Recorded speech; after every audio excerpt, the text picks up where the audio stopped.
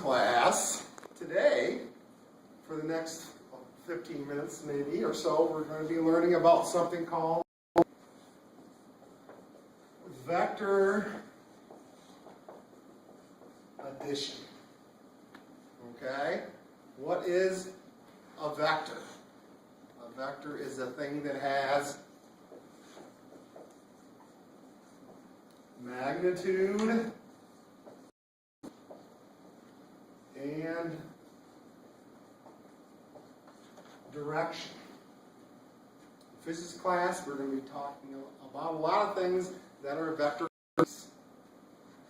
One such thing being forces. Okay? We talked about Newton's second law of motion, which force equals mass times acceleration. Okay? Force and acceleration are vector quantities. So, if we have an object, say this is a car, and we're looking down from the top of it, okay, and the car is stuck, I tie a rope on it going this way, and a rope on it this way. I have my friends out here pulling. They need to help me get it unstuck, okay?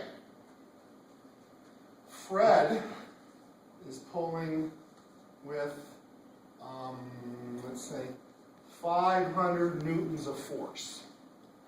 Okay? And Joe is pulling with 400 newtons of force. Okay? Which way does the car move? Towards Fred. Towards Fred, exactly, because Fred's pulling harder. But it doesn't go directly towards Fred, because Joe is also pulling. So to find the direction the car is going, we need to use vector addition. Okay? Two ways to add vectors. One is the tip to tail method,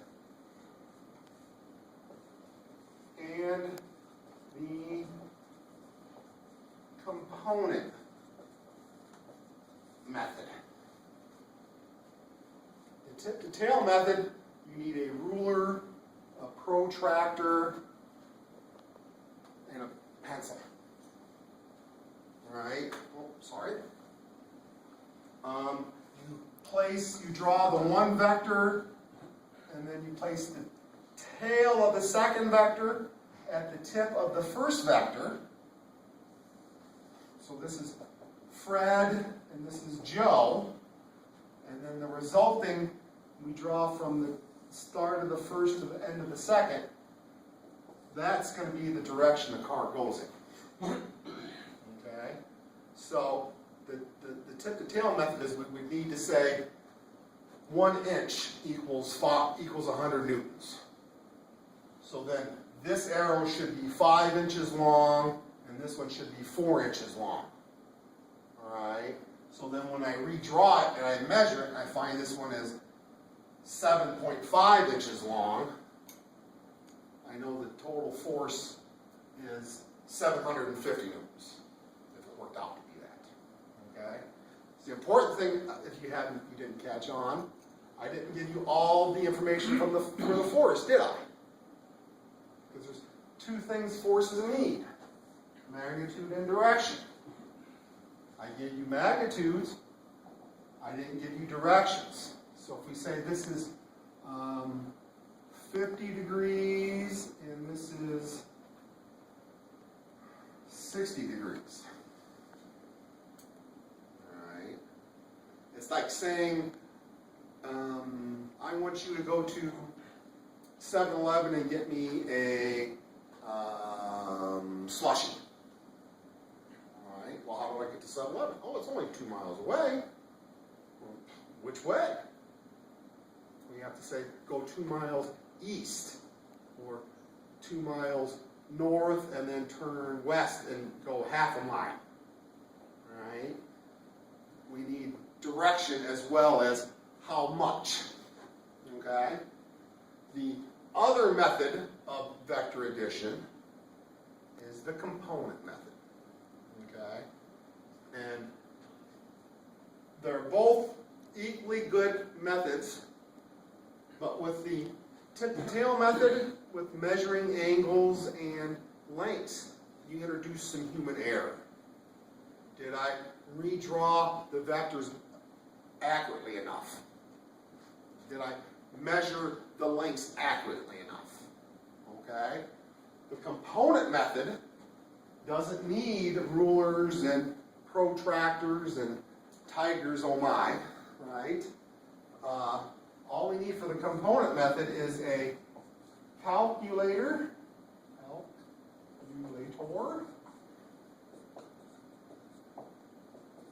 and knowledge of some trigonometry. My spectacular handwriting, right?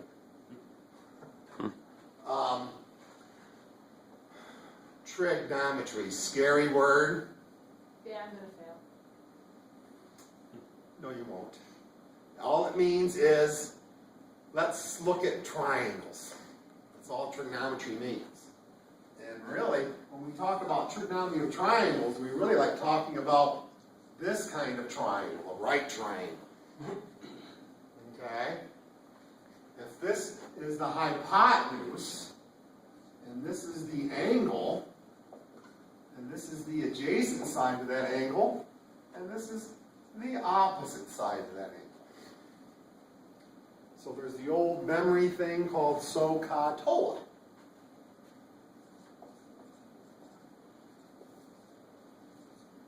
And the O's is for opposite, and A is for adjacent, and H is for hypotenuse. But it relates the ratios of the sides. We can form 6 ratios of the sides of these triangles. We could form the ratio opposite over the hypotenuse. And this is defined as the sine of the angle. Okay? So we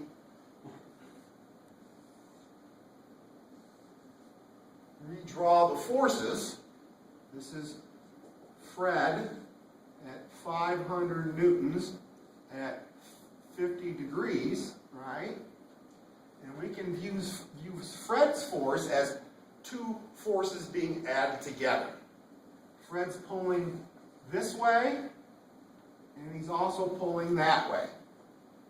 The combination is this. The net effect is the pull that way, right? So this is the angle. This is the opposite. This is the adjacent. So we can use trigonometry to find these sides. Okay? The sine of 50 degrees equals the opposite over 500 newtons. Okay? So then, Fred's opposite side, Fred op, is 500 newtons times the sine of 50 degrees.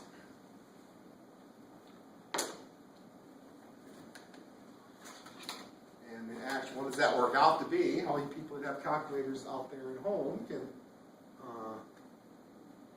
go along with me and verify my answer. Sine of 50, 383. Okay, so this side is 383 newtons. What is this side? 500 newtons times the cosine of 50.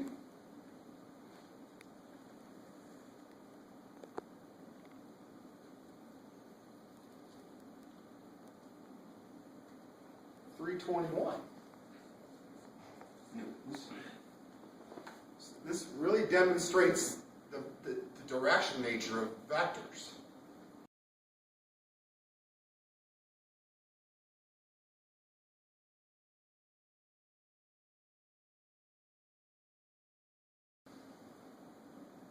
with a direction. Okay? So now we do the same thing with Joe. Here's Joe. Joe's pulling this way. Right? He's pulling this way with 400 newtons at 40 degrees. So Joe could be viewed as pulling to the left and pulling down. So this is Joe's adjacent and Joe's opposite. Okay? So using the same relationship of a right triangle, we see that this side is equal to 400 times the sine of negative 400 times the sine of 40. It's negative because it's in the opposite direction of Joe was going. Okay? And this side is 400 times the cosine of 40. So let me do these calculations real quick. Cosine 40. This is 306. And the sine times 400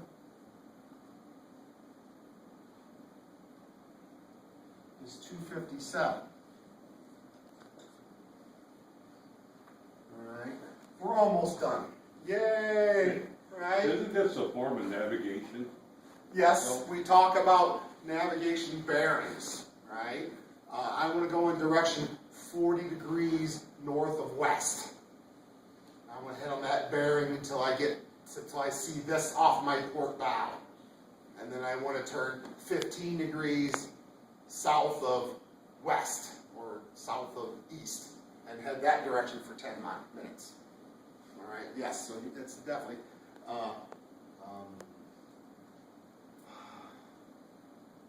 navigation, right? So we can view R, right, as two vectors. R has a component this way and a component this way. So this is the adjacent side and this is the opposite side. So the components,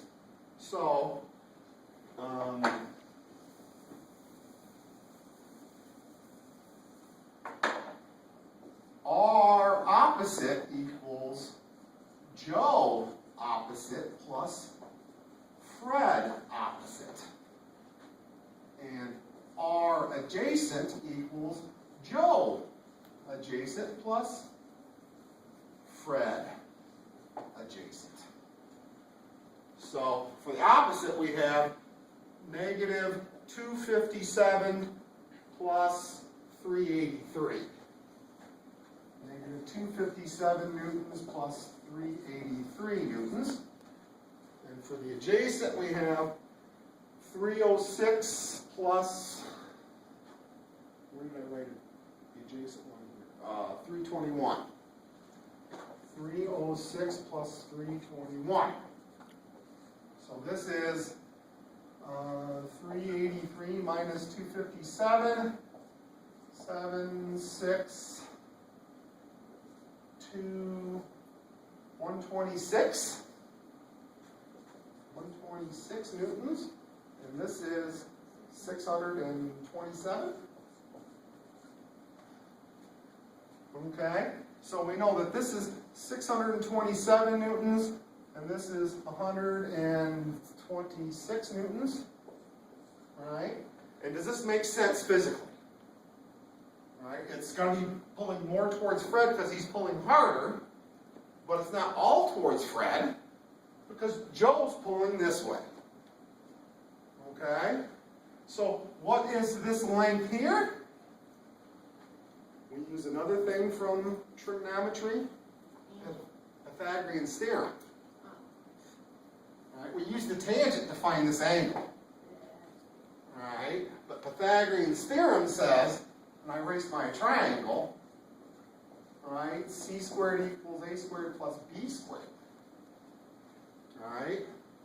So R equals the square root of R op squared plus R adjacent square.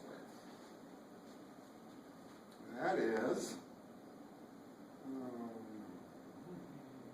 wrong button, square root of 627 squared plus 126 squared.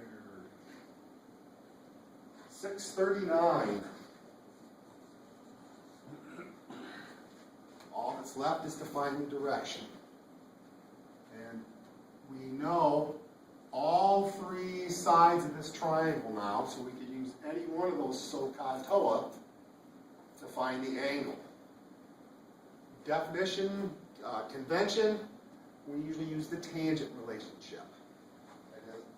The tangent of theta is the opposite side over the adjacent side. Alright, so the tangent of the angle is r opposite over r adjacent. So this is 126 over 627. And then we take the inverse tangent. Inverse tan, 126 over 627. And we get inverse tangent, 126 divided by 627, 11 degrees. And again, that really matches up to our picture, right? Our conceptual picture of what's going on. Fred's pulling harder, so it is going more towards Fred than it is Joe, but it's not going all the way over to Fred because Joe is pulling back. Okay? So we're going to be now doing some work with vector force tables, hanging masses off of pulleys and trying to find the force needed to counterbalance it. Okay? So thank you for your time.